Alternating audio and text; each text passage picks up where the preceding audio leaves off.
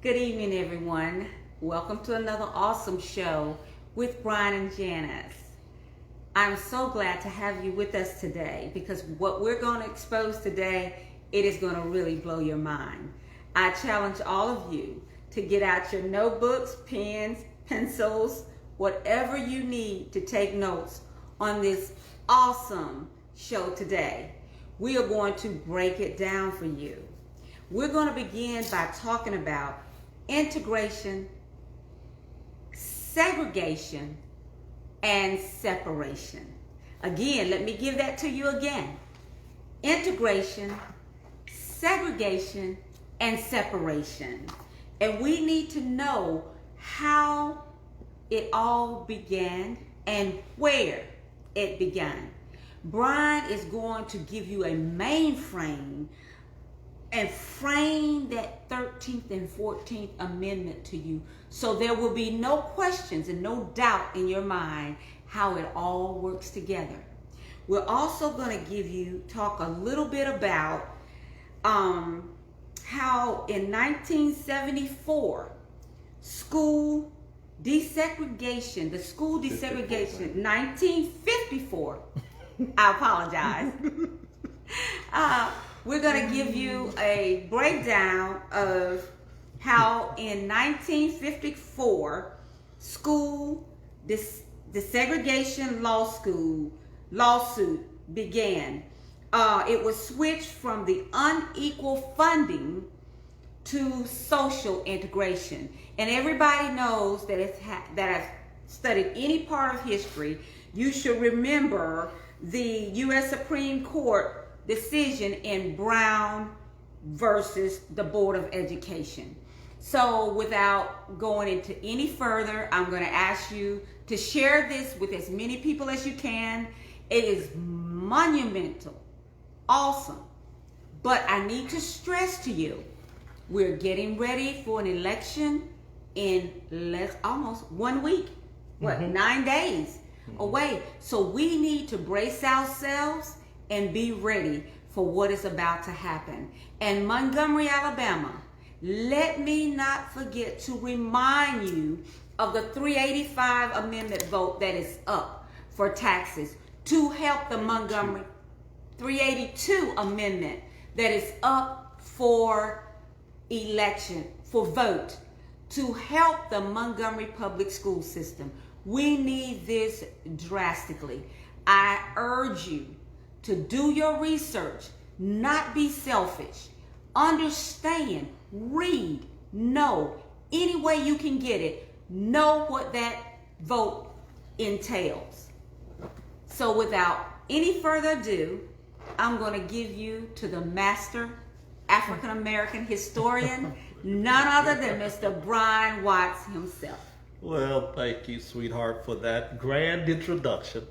I don't know about master and all of that other stuff. We're trying. We're trying to help, and we're grateful for that. What I want to do is I want to actually read to you to frame our discussion today.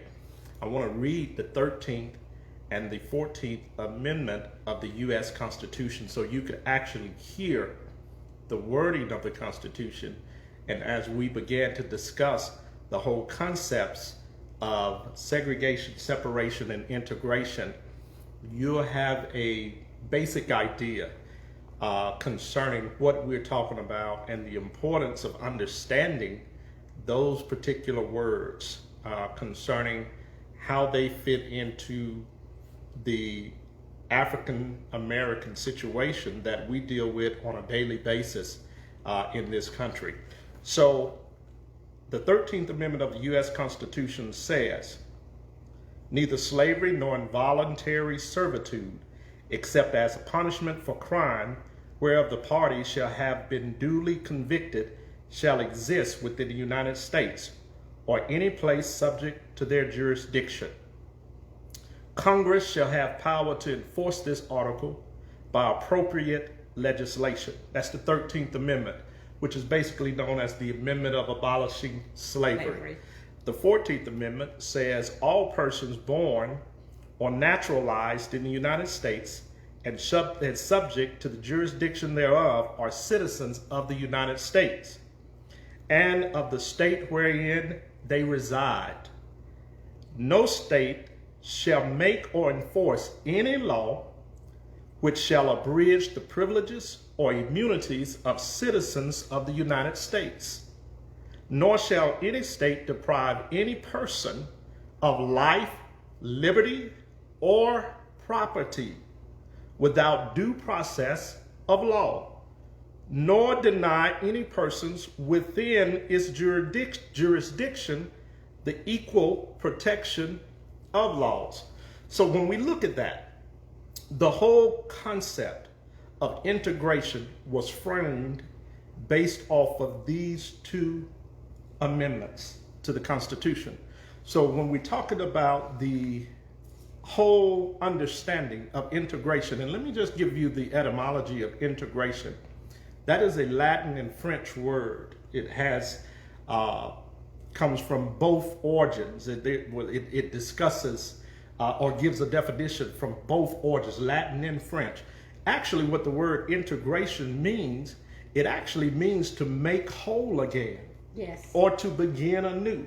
Okay? So, no doubt, in the process of integration and what we know as integration, the concept behind it is always to make something new again or to make something whole again. That's important for us to understand. It's important for us to understand the words that frame the actual laws that we are fighting for. So now I want to take you back into history like I always do, and we'll walk you forward so you'll understand exactly what is happening today. I always say there's nothing new under the sun. This has been a long fight. It is the same fight. The fight has not changed. And the fight, unfortunately, until we do something about the document that I just read to you, which is the United States Constitution, until there is serious deconstruction of that to reconstruct it to fit us. Because what I want to share with you also, in the 14th Amendment, where you see that word property, where it says life, liberty, or property, we will still consider to be property. Yes. Okay? We will still consider it to be property. So, the whole context of the 14th Amendment offering equal protection up under the law was for citizens. It was not related, it was to protect citizens that owned property. Unfortunately, we did not own property in any context. Okay, so at that time, at that particular time, right? So and that live document still applies. It is applicable to us today, and it labels us in the same way. Yes. Okay, so now let's talk about the whole concept of integration. This is an old fight. Brothers and sisters, this is nothing new. In 1862, there was a group called the segregationists. The segregationists basically stated that all African freed people in the U.S. under Abraham Lincoln. Now, Abraham Lincoln was a part of this conversation, part of this debate. They were trying to find solutions as it relates to what to do with the slaves that were soon to be released at the end of the Civil War. So what Lincoln was doing was trying to negotiate, in so many words, a treaty prior to the ending of the war. He was trying to find a peaceful solution prior to the war ending so they could call a truce. Yes. And not have to go through the whole battling between the Southern Confederate States and the Union. So what they do is they have a debate as it relates to what to do with the slaves. The segregationist idea as it relates to what to do stated that they should offer a colony or should recolonize the slaves in Liberia or either in Haiti. Okay, now this is very interesting because this takes place in 1862 prior to the war ending. Part of the solution was the state of Liberia that exists in Africa was created in 1821, guys. Okay, so let me just throw that out there to you.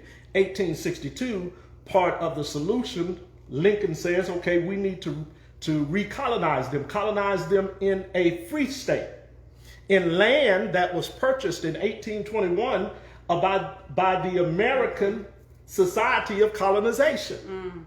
This land was purchased for the whole deal of moving African people back to Africa, moving the slaves back to Africa. Okay, so the whole state of Liberia is a colony of freed slaves.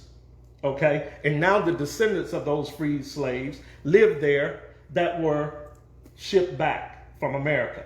Okay, so in his argument, he makes this point. He says, if we cannot transport them back, then one thing that we should do is give them their own homeland here in this nation, or either move them to Haiti, who was a free state in a free nation.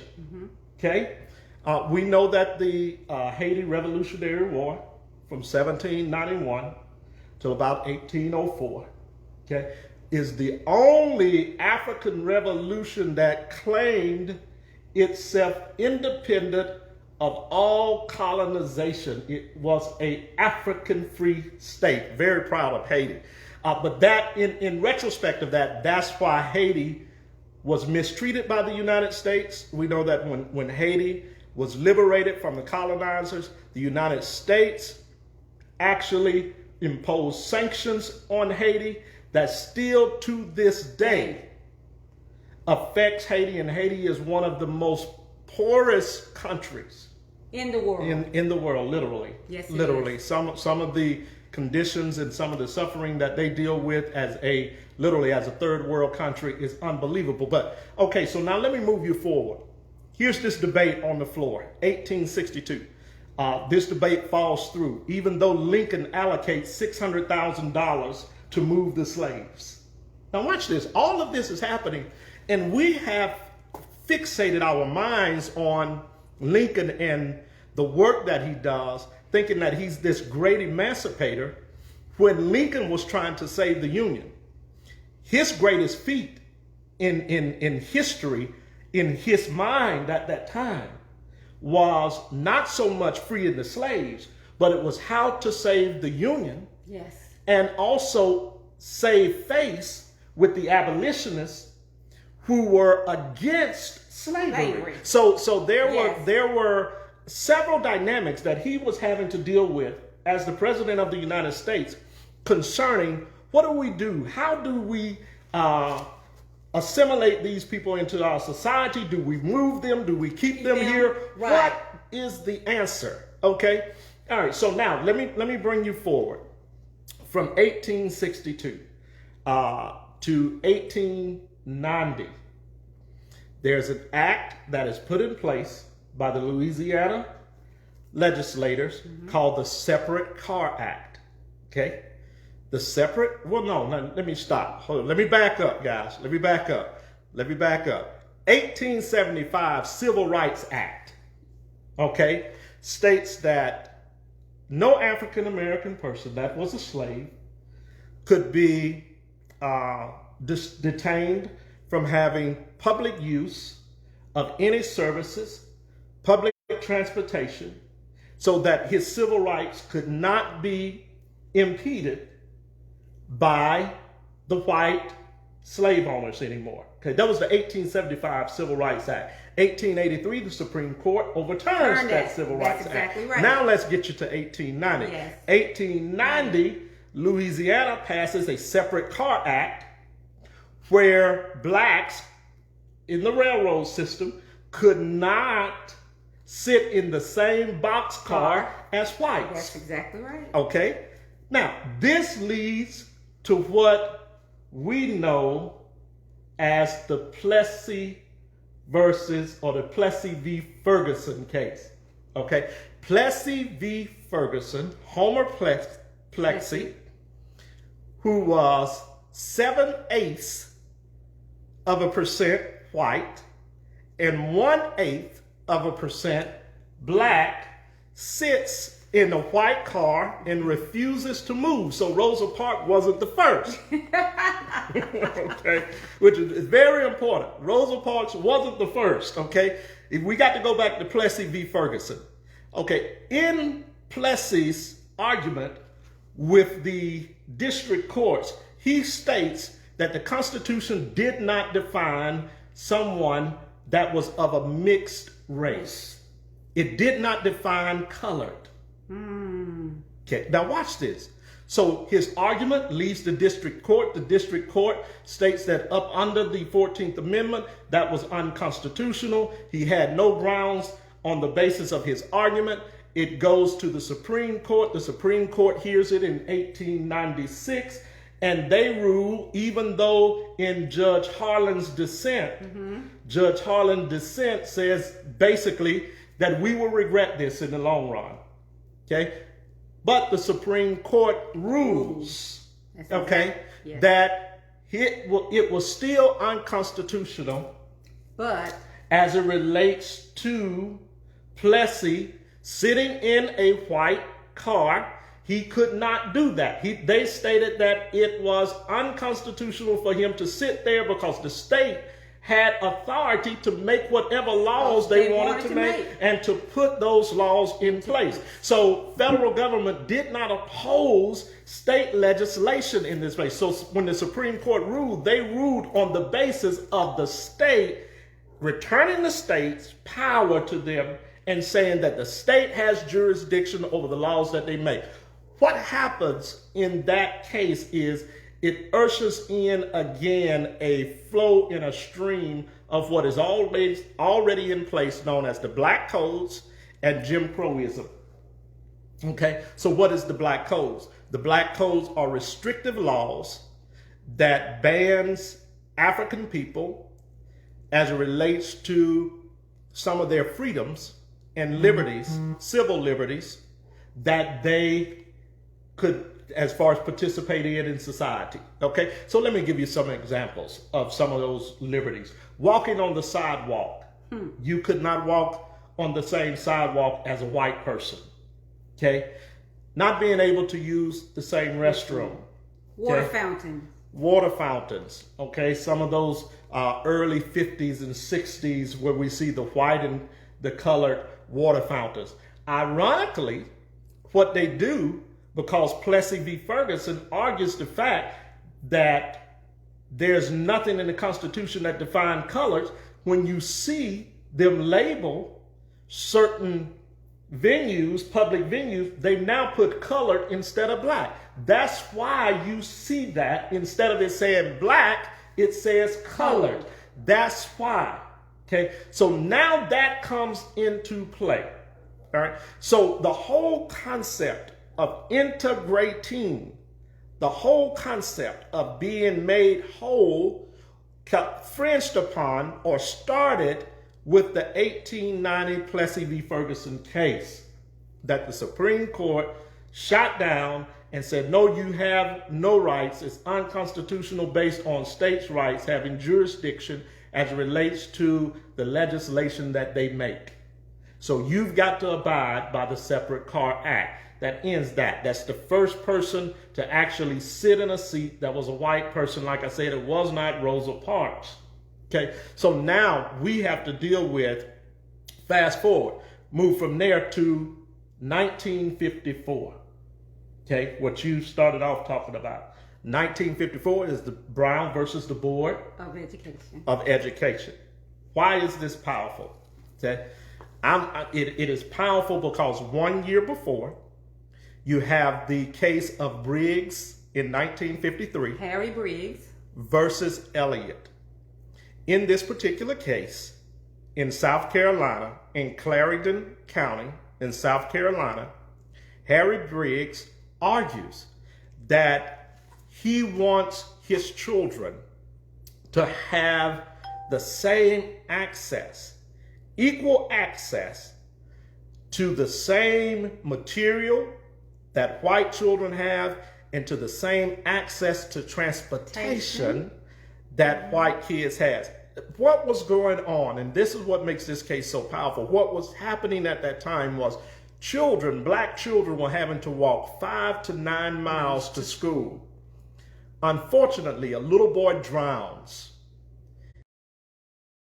This is what pushes the black farmers of South Carolina and some of the black leaders to then file a lawsuit as it relates to having equal access to transportation. The NAACP takes up this case and they include it in the Brown versus Board of Education case, a conglomerate of cases. Okay. The cases that the important thing to note about this is that when Thurgood Marshall goes before the Supreme Court to make his argument, Judge Waring tells Thurgood, you need to argue for more than just equality. The lawsuit was not about full integration initially. The lawsuit was about equality. It was about having the same access, being able to get the same monies, being able to have the same access to transportation, being able to have equal books. Yes. Okay. All of that, being able to have good schools, schools that were not falling apart, funding to build good schools in black communities. Yes. This is what the actual initial lawsuit was about. Judge Waring comes and he tells Thurgood, you need to go back and change that from separate but equal to full integration. Ooh. Ooh. This is what kills, what I say, kills the African American community as a whole. When that argument goes forth and the Supreme Court rules as it relates to desegregating now schools, not based on equality anymore, but based on full integration. Remember I told you the word integration means to make whole. Okay? They did not make black people whole. What it did was put us in a hole. So I need you all to understand that. It did not make black people whole at all. No. It was the okie doke. And Judge Waring, in giving his advice to Thurgood Marshall, understood that if these people now are fully integrated, then they cannot argue about receiving adequate funding. Right. They cannot argue about receiving adequate transportation. They can't argue about building their own schools. See, understand the whole psyche of what happened with the integration process. It was not to benefit black people. What it was to cut black people off from being able to have equal access to funding and to build their own. Okay, so integration was never intended to liberate black people or to equalize the education system as it relates to Brown versus the Board of Education. We need to read the actual case. And we need to understand that in the process of the case, the decision that was made based on the premises of being able to cut black people off, period. Okay, so now what happens in the integration process? After Brown versus the Board of Education, you now 10 years later deal with the civil rights struggle. Yes. But in the Brown versus Board of Education, it's highlighted even in the civil rights struggle because we were still fighting against segregation in school systems even in 1964. That's exactly right. Okay, even though the Supreme Court had abolished the segregation of the school system. Okay, so now civil rights comes along. They push this part of the Civil Rights Act that Lyndon B. Johnson signed. Yes. He reiterates what 1875 Civil Rights Act says, that blacks could not be impeded from attending public schools, having public transportation, and being able to enjoy public venues. That was 1875.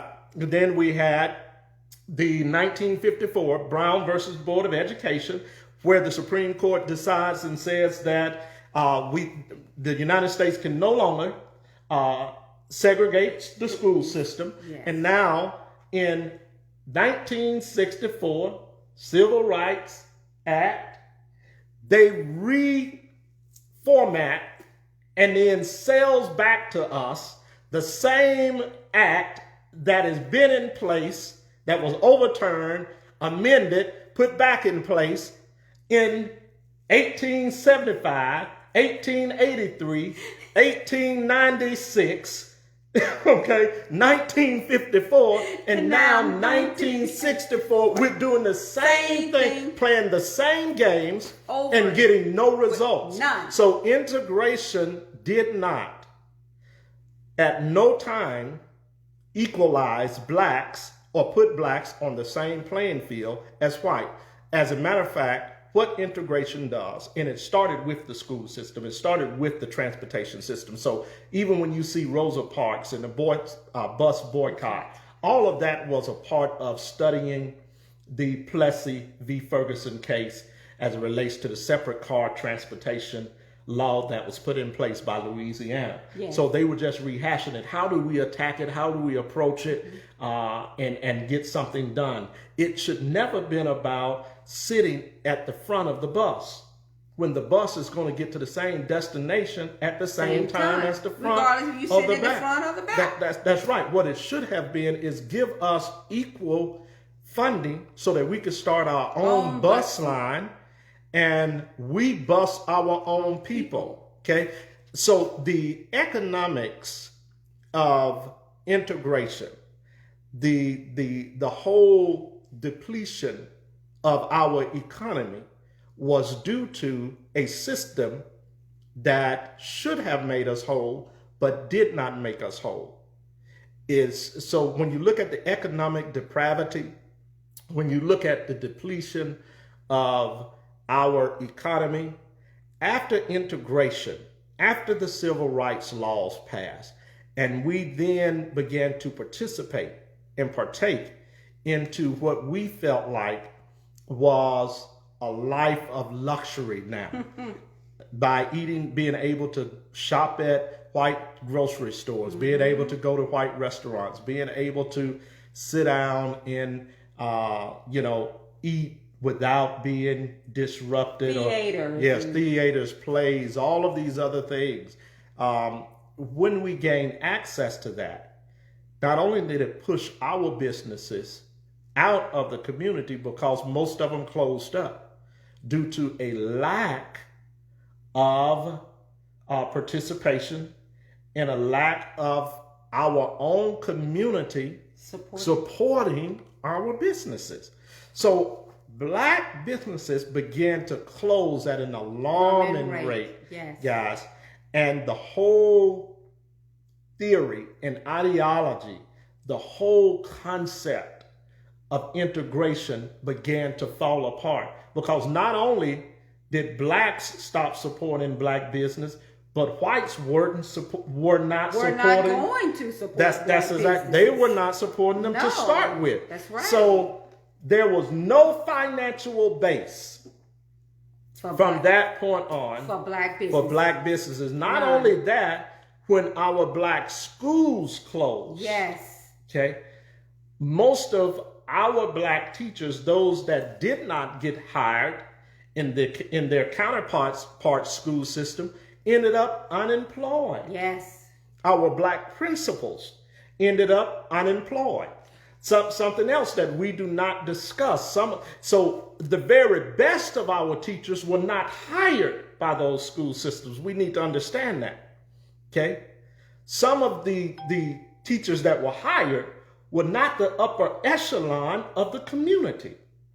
But weren't these teachers placed in teaching education for our special education for our black kids? Well, that's later on, okay? But they were never specifically targeted to teach black kids in special education, okay? what happened was most of the black teachers were pushed out of the school system altogether, affecting their pensions, okay, affecting their livelihoods. These are things that we, like I said, we don't really discuss, we don't talk about. We see the same thing happening today. Now the public school system began to reallocate funding to different sources. Okay, now there had to be a higher number, and we look at this in a lot of the state legislations, even in the state of Alabama. Now the school system had to be a certain ratio. It had to be 60% white, 40% black in order to get certain funding through state funds. So there were a lot of tricks that were played to continue to marginalize and minimize the education that our children were trying to receive, which we thought, and nothing against the freedom fighters, because they thought they were doing the right thing. Exactly. Okay? So we need to make that clear. This is not slapping them. No. This is a failure of the system. This is how the system was designed.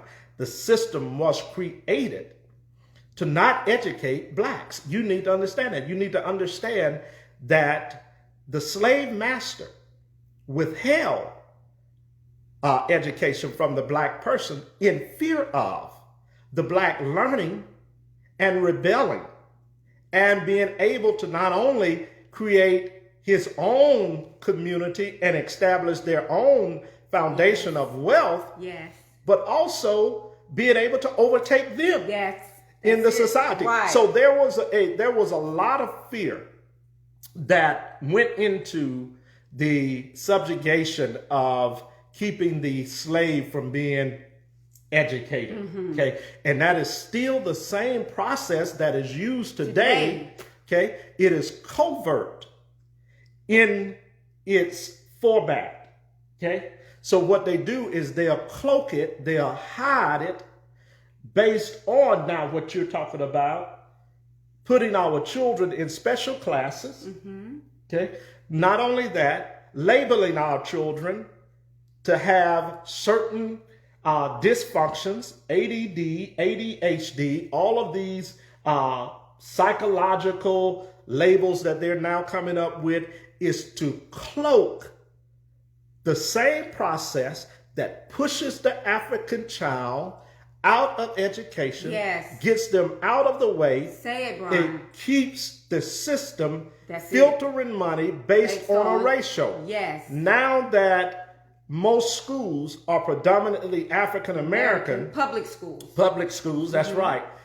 And because the white kids, they feel, are not receiving the same education and the environment is not conducive to learning as it relates to black, being in the same vicinity as a black child, there is the creation of magnet, charter, and private school systems. So we have to understand the whole game, and this started with integration. See, if Thurgood Marshall had a known that integration was going to take a curve, and that the whole reason, but I believe behind, this is my opinion, behind Judge Waring telling him, no, do not push for separate but equal, go for the full integration process, was because he knew it was a way to not only monitor African people, but it was a way to also keep African people at the bottom of the education system. See, if you would have had your own system, then there's no way that they can hold you down. But when you're in their system and they control that system, then they can hold you down, whether it be by funding. See, if we were separate but equal, and if Thurgood had recognized that, he'd have said, no, separate but equal means that we need to get the same funding if we have a certain number of students that the white school get. And then we teach our own kids. We are responsible for educating ourselves. And we bring our children up. We can establish a foundation where we can build thereupon, and we can get the same results, if not better results. And it is actually proven that the black child that was educated prior to integration was on a higher level of learning than the black child when integration started. Now, and not only that, what is also proven is in society, when integration takes place, Blacks were far better off prior to integration than before integration happened. After integration happened, not only we talk about white flight, but you also have to talk about black flight. Okay, we have to discuss both spectrums of the arena. Black people began to trickle into white communities, abandoning their own, and through the abandonment of their own, black blight started. Yes. Okay, so where communities began to become run down, where property value began to plummet, redlining districts happened. All of those things are a result of integrating into a system.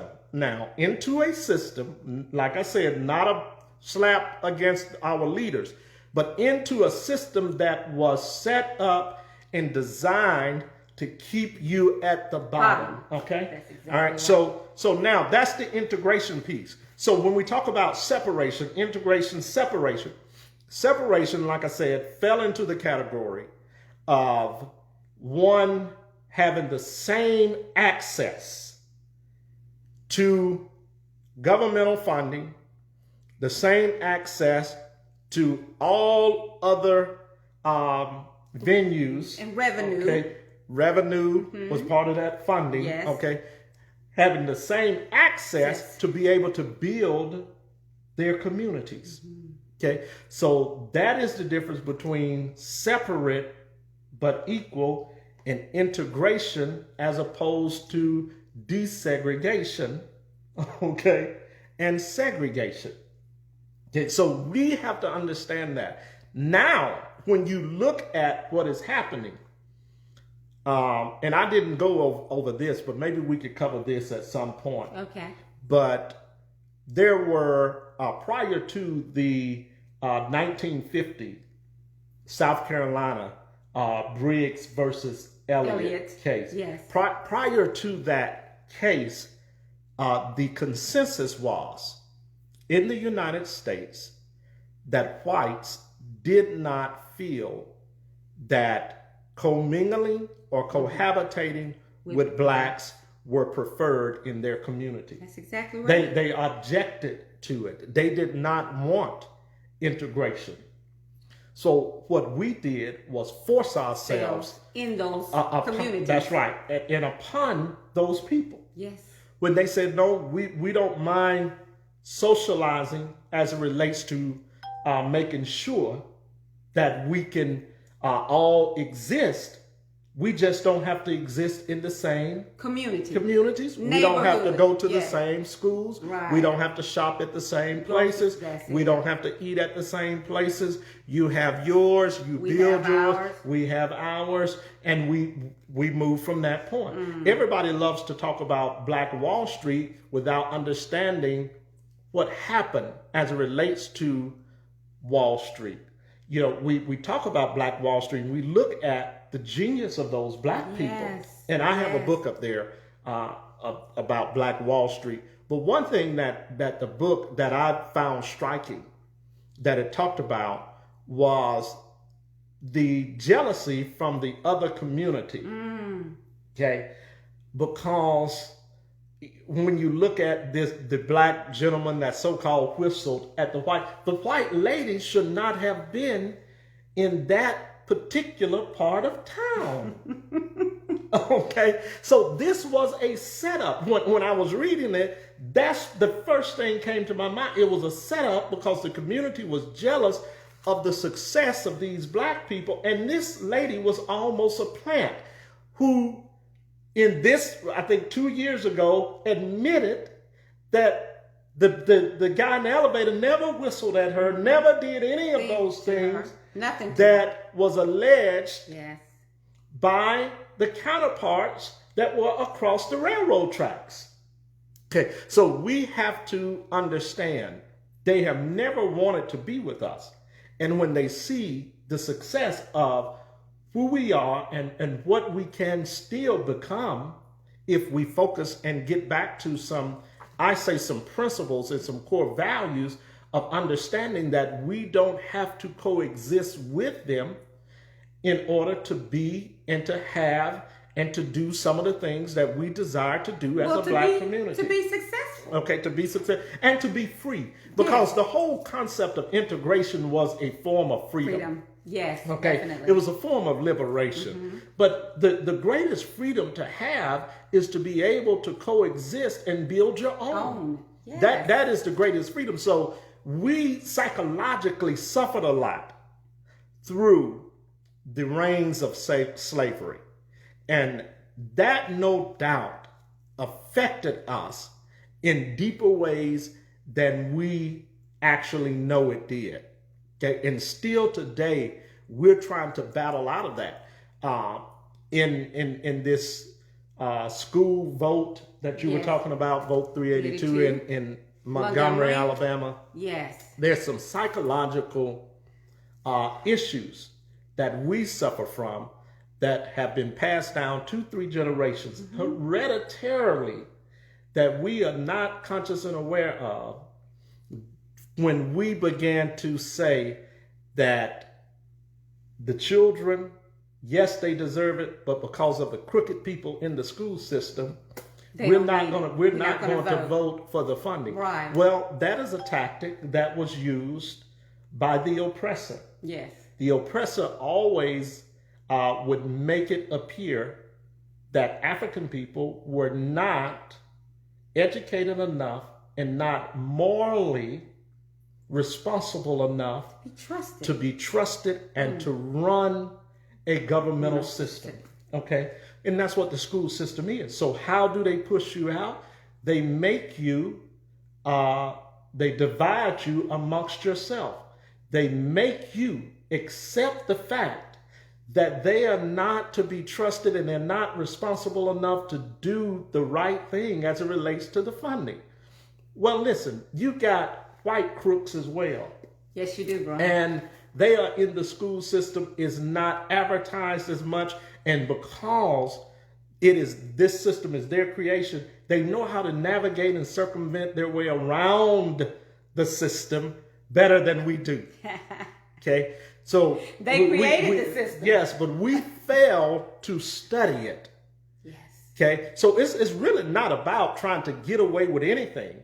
Okay, or misuse funding. Yes, there are bad apples in every bunch, no matter who you are, no matter what race of people you are. There are going to be some bad seeds in every particular group of people.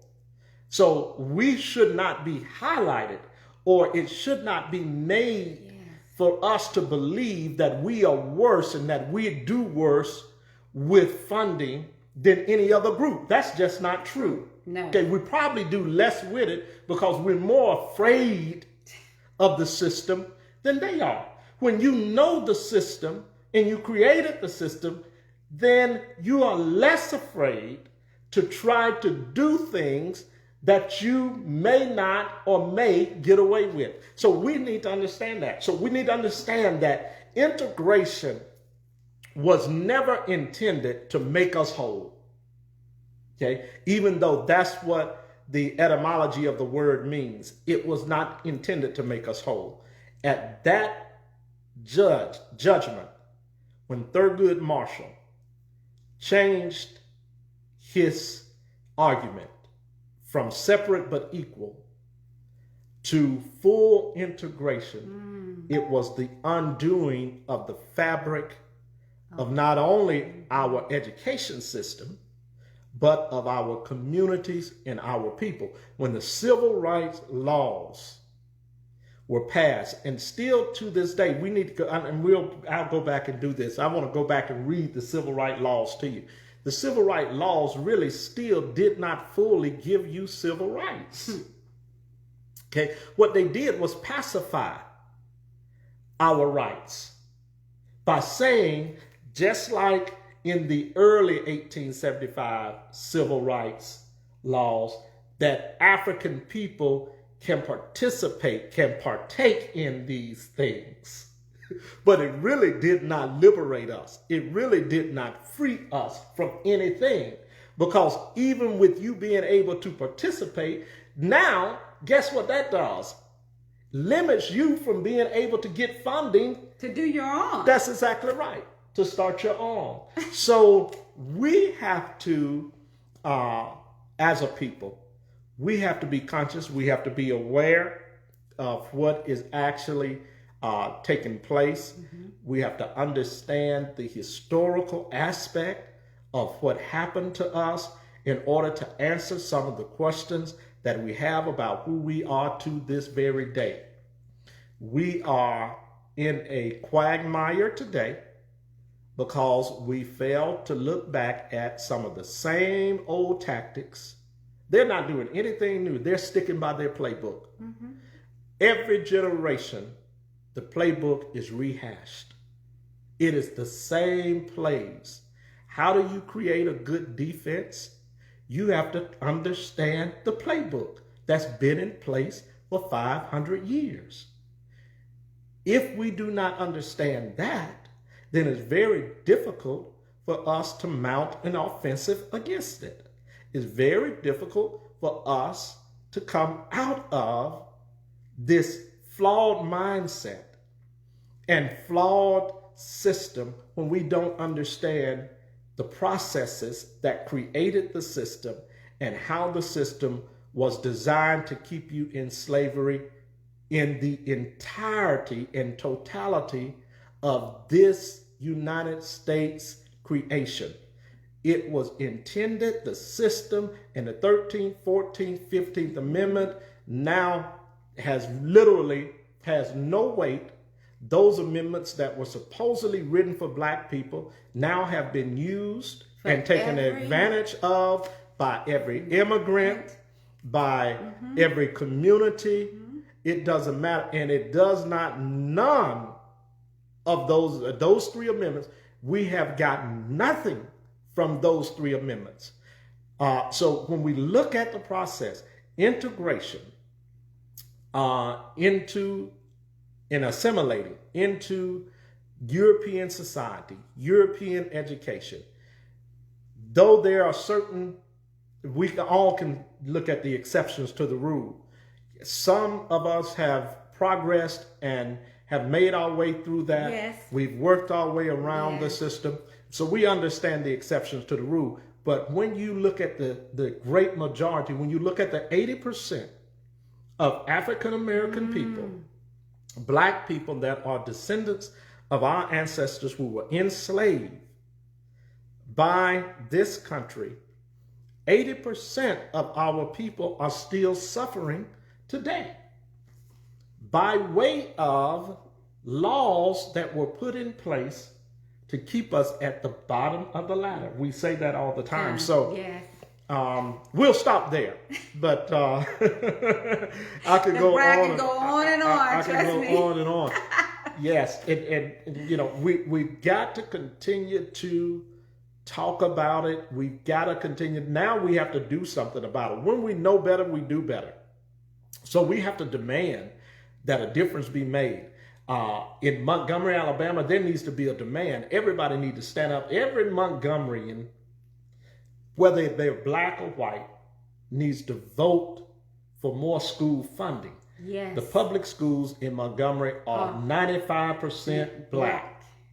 Regardless of how horrible they are, some of that we can start to turn around by appropriating funding, hiring good teachers, hiring teachers that love our children, that will study our children, that are in it not just to say that they got theirs and they're trying to get tenured, but they are in it because they love the children and they want to change the system. See, we need teachers that are willing to stand up and say, no more.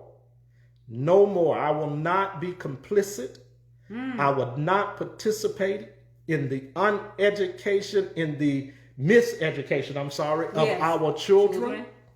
I will not be complicit with the destruction of our young black males, our young black females.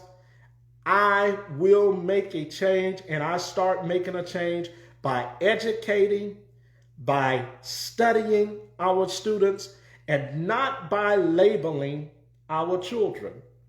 Okay? So we have to become active as participants in order to reverse the ills of integration. We can do it. We can do it. We can reverse the ills of integration. Because now schools are segregated again. Let's face the facts. It's true. That's right. Schools are segregated again. They are. A lot of our communities now, even subdivisions, are becoming segregated again. Yes. As black people start moving in, white folks start moving out. We just have to face the facts. It is what it is. Now let's make it work. Let's reverse the ills of integration by showing ourselves. We don't have to prove anything to them. We have to prove it to us. Showing ourselves that we can build institutions again. We can create our own businesses again. Even if we have to do like, what's the black A.G. Gasson in Birmingham, who was the founder of the Pennies and Savings Loan Company. Okay, that's it. He started with a penny and became a multimillionaire and helped more black people. And I'm a product through of one that he through his life insurance company, through his banks. We can do it again. Okay, so we have the creative genius to do and reproduce again the greatness of our ancestors and the greatness of who we are. Nothing in us says I can't. Nothing in us says I can't. Brian, do not leave out the very important fact what our governor, Kay Ivey, is doing with the money they're coming up with, building the prisons. Well, the multi-million-dollar, mega prisons $800 million, I think in that's Montgomery, what it is. Alabama. If you could come up with that much money to build prisons to funnel our children through, and I've said this, that if you build the prisons, the mega prisons, then you got to have someone to occupy them. Where is the group of people that you are targeting to occupy the prisons? They are in alternative schools. Yes. Okay. Yes. They are in the youth detention facilities. Yes. Okay. They are in the elementary schools being labeled. Yes. Okay, because once that stigma is attached to the child, from that point on, that follows the child all the way through high school if he is fortunate or she is fortunate enough to make it through high school. Okay, so from that point, the actual pipeline is created when the child hits elementary school and they label that young man or that young lady ADD, ADHD, and that stigma follows that child all the way to the prison system. Yes, it does. So they're creating prisons for our children who now, I was just reading the Pew Research Center today says that a child that does not adequately, in the African American community, that does not adequately learn how to read by the 9th grade ends up in prison. Turns to crime. Okay, so our people have always they reinvent themselves when the system locks them in. They fight to come out of it, and a lot of times that fight will involve them turning to the streets. What we don't realize and what we don't want to acknowledge, and it's like for some reason black people are ashamed to see what the system is doing to our people. We have to talk about the ghetto.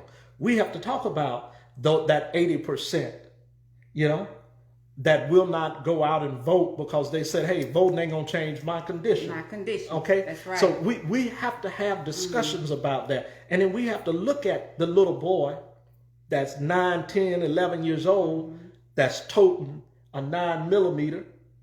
You understand? Brandishing a weapon and looking at rap videos 24/7. Carrying weed. Okay. Carrying weed on social media at 9, 10 years old, doing all type of stuff. We have to revisit that. And we have to understand we cannot be ashamed of the condition of our people, because the condition has been put on them by the system. Yes, there's some responsibility because we have to be accountable. Yes, and we cannot blame it all on the child. Or on the system. Right. But the system was designed for them to do just what they're doing. Okay, so I can go back to Lyndon B. Johnson and Daniel Monaghan. In his paper, when Daniel Monaghan, who was the Assistant Secretary of Labor, writes a paper about the Negro family. And in that paper, Daniel Monaghan says that the black ghetto is now producing single mothers that having multiple babies by multiple men. They're dependent on the welfare system, the drug invasion and infiltration into the ghettos are making criminals by the dozen. Wow. Patrick Monaghan, even though he was maligned about his book, The Negro in the Family, and he points to the fact, he says in his essay and in his book, he says that because of the moral breakdown of the family.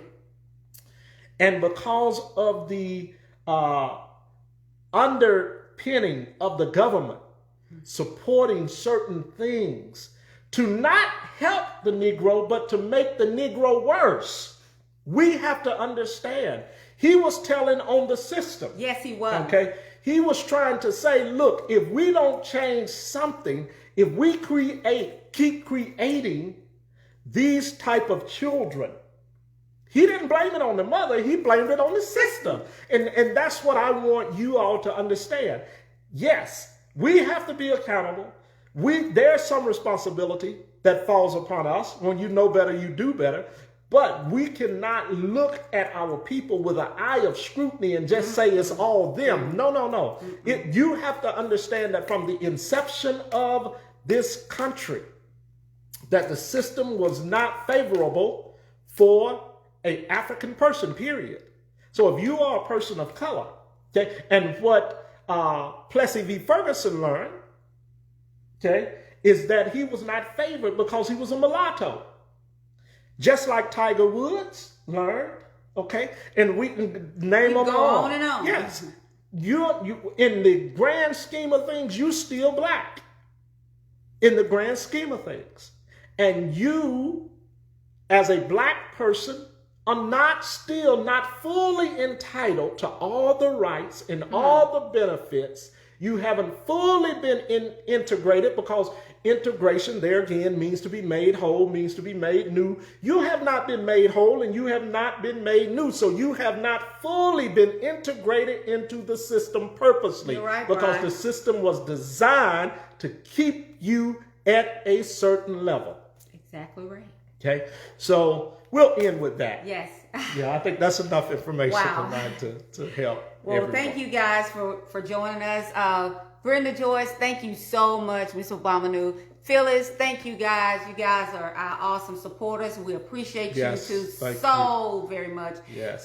Brenda Obamanu is on the Selma city government. She's a school superintendent on the school board. Okay, great. And she does a lot, and she's awesome with the Selma City School Board, and they need more of Brenda Joyce on that board. Phyllis, thank you so much. You are amazing. We love you guys so much. Phyllis, you know we love you, and we can't wait to see you again. Thank you all so much for watching. Share with as many people as you can. Let's educate our people. We can do better. We must do better. This cannot go on. We love you guys. We do. And we're making a difference. We have challenged. We are making a difference. Brian has a YouTube channel out there. And Men and Women of Destiny. It's just subscribe. Men and Women of Destiny. You can go back and look at all of our videos. They're there. Brian is also doing videos with Michelle Summers, who is a... Shout out to Michelle. Michelle, you are phenomenal. Yes. Please, if you're not friends with her on Facebook, please join her Michelle Summers of Montgomery, Alabama. What is her Education Nation on YouTube. on YouTube? She is Education Nation. Yes. And that young lady, that African American sister, is doing an awesome job. Thank you again for watching. We love you guys. We'll see you next week, same time. Be blessed and be safe. Bye-bye.